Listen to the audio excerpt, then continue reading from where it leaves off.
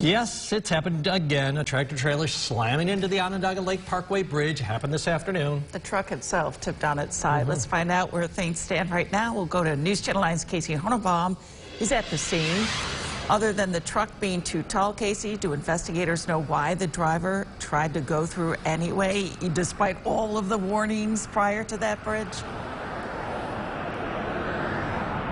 It's funny you mentioned that, Christy, because I'm looking all around me. There's a giant electronic sign right behind where the camera is that says, you know, how tall the opening is. There's signs right alongside that tells you how tall the clearance is and everything like that, coming from both directions, east and west. So it is interesting how, you know, people continue to not notice that. But in terms of the investigation, we're not exactly sure why the driver didn't see it, what happened. We do know that the driver was taken to the hospital after. I know we heard that they got out of the truck after it had crashed and flipped over, but from some of those images that you're able to see, the truck was completely on its side under the bridge, and it had to be pulled out by some of the tow trucks that came. They pulled it out very slowly along the road. I mean, it was really messed up. I mean, you could see the top of the truck, massive hole right in it. They were able to get it kind of flipped on its side after they were able to actually bring it out of the bridge, which was kind of crazy to see.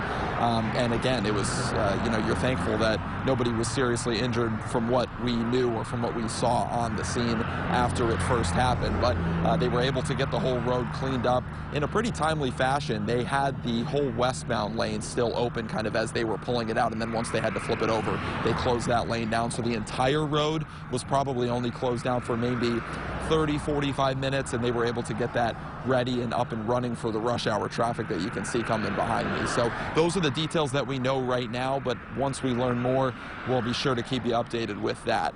Live on the Onondaga Lake Parkway, Casey Honenbaum, News Channel 9. All right, Casey, thanks for your coverage.